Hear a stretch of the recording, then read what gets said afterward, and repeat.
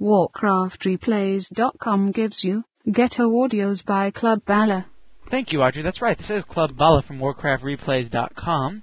This is our newest feature called Ghetto Audios. Basically, are you tired of paying for audio commentaries like some other sites expect you to do? Well, we at Warcraftreplays.com are always about free audio commentaries. That's right. Every day we have up to 5 new audio commentaries a day, 100% absolutely free. So to show the other guys what they need to be doing, we're basically going to take all the audio commentaries that they want you to pay for, recommentate them, and give them to you 100% absolutely free. So I will be your host for Ghetto audio commentaries until someone else feels like taking over. Basically, we're going to start off with our first game today, which is B versus Tillerman.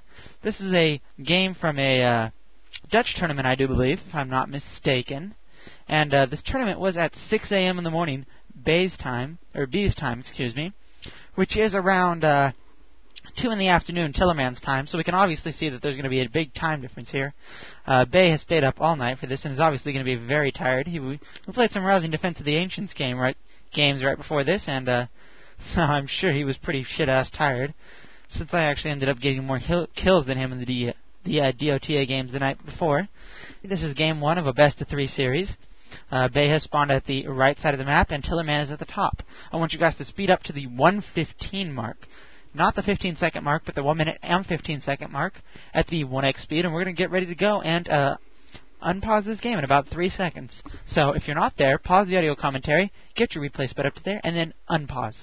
So in 3, 2, 1, we are going to unpause the audio commentary. 1:16, 1:17, 1:18.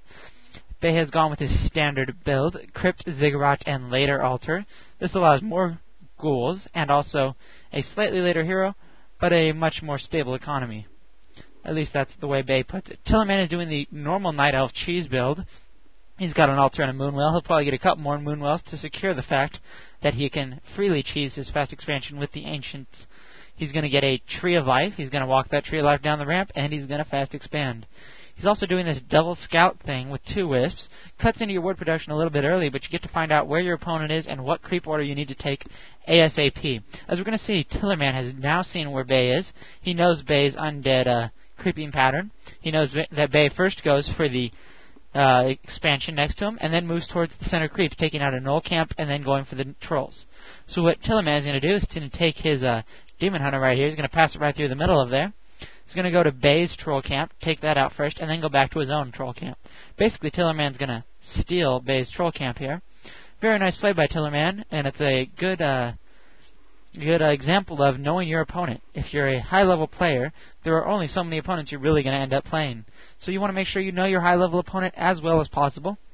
This doesn't apply to most of us, so I really don't know why I'm talking about it in here. Most of us don't have a clue who the hell we're playing, and we will never see them again. But for those of you high-level players who might by some chance be listening to Club Balla ramble on some more, make sure you know your opponent's creeping pattern and what he's going to do. So Tillerman is doing his little thing over there with the immolation and the trolls. Bay's doing his normal coil the priest, kill the other trolls, etc., etc., take out the expansion. Sometimes you'll see Bay pull a fast expansion here. However, in this game, he will not. He has opted not to fast expand. However, he will expand a little bit later in the game, which Tillerman does even see, and yet Tillerman fails to stop it. This is going to prove an integral part of the game, and a big mistake on Tillerman's part. So you can see Bay now taking out the Troll Priest right there. Picks up a Boots of Speed and a Scroll of Healing. Very nice items for him. He's going to put that Boots of Speed... Excuse me. He's going to put that Boots of Speed on his Dreadlord a little bit later to help the Dreadlord keep up with the rest of the army, consisting of frenzied ghouls and a Death Knight. Tillerman has completed, creeping his troll camps over there. He got two Slippers of Agility and a couple of tomes, one of which was a Tome of Experience. So obviously very nice items over there for Tillerman. Going to hail up at his Moonwells and then go help his Tree of Life over there, and his Ancient of War. You're going to do some Ancient Fast Expand abuse. Tillerman pulling up next to the Knolls, like I told you he would. And then he goes straight for these Ogre Mauler camps. So that's what he's going to take out next. He assumes that Tillerman has already taken out the Trolls, which is a safe and correct assumption. When you're taking out these Ogre Mauler camps, and most creep camps in general, it's a smart idea to take out the smallest creeps first. So he goes for the level 1 Gnoll, then for the level 3 Gnoll Brute, and then go for the Ogre Mauler. The exception to this is the mercenary camps, where you want to make sure you take out that shockwave bitch ASAP. If he shockwaves your ghouls to hell, you are going to lose the game. Not a good thing. Make sure you take out the shockwave bitch first, then the ogre magi, and then the other ogre maulers. So here Tillerman, his Tree of Life is about to root here. Kills the troll priest. Got 3 slippers of agility here, and a potion of greater mana, which will go on his Keeper of the Grove quite nicely. 3 slippers of agility is quite an item there. He's got a +3 on his armor, +9 on his attack, and a slightly increased attack speed. Bay now looks like he's going to head over towards the, I'd assume the Goblin Merchant. Would seem like a safe bet for him. He's got a level 2 Death Knight, and his Dreadlord is coming out as we speak. If you also notice into Bay's base, he's got an Acolyte sitting there. That Acolyte is soon going to move to the top right expansion and create an expansion there. He's going to haunt a gold mine, build a necropolis, and upgrade that to the Halls of the Dead, along with 1 Spirit Tower, effectively making it, at that point, unkillable for Tillerman, unless Tillerman completely wipes out Bay's army. So that's quite a safe expansion for the Night Elf, for the Undead player, excuse me. Almost in the same way that the Night Elf player can do that much earlier in the game with his Ancient of War and Tree of Life. Kind of cheesy, you think? I think so, too. We've got a dual Ancient of Lore here, and Tillerman is going to be going for Tree of Eternity quite soon. He's also got a nice little line of Moonwells. If you notice Tillerman's base, very incredible way he has those Moonwells set up. Nice, lots of space around to maneuver his heroes, bring around the Rosie a little bit, and also heal his troops. So, you want to take a look at Tillerman's base. Set up pretty nicely. He doesn't have his Wisps guarded very well via Moonwells and other things, but I think the Moonwells in the center, if there was a big fight in Tillerman's base, is far more advantageous for him.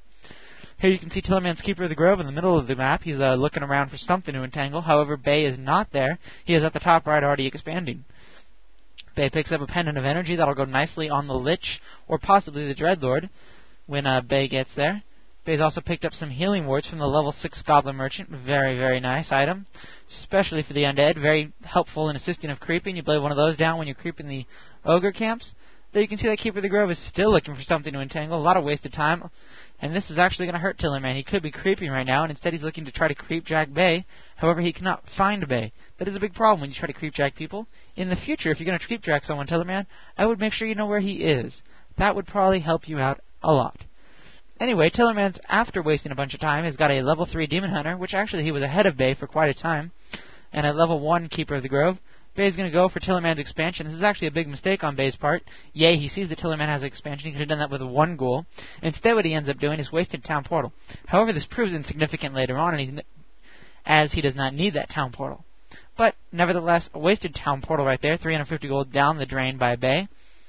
And actually, if this was Frozen Throne right now, he probably wouldn't even have that Town Portal, since he likes to sell his Town Portals as soon as possible. Pick up a Wand of Necromancy and go rush the hell out of you. Quite annoying in Frozen Throne, I must say. Never actually played Bay myself, but I've seen him. I've seen many great players actually lose to Bay due to this nice rush he tries to pull.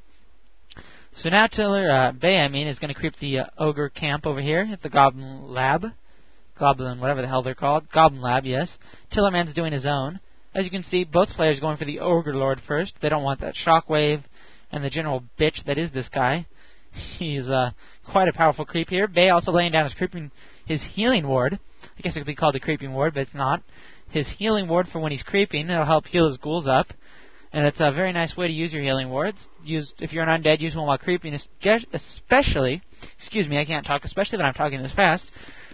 They're great to use while creeping, especially if your Night Elf player is going Dryads here, because the Dryads will usually abolish the Healing Wards. However, if you are a good undead player and know how to place your Healing Wards, you can in fact place those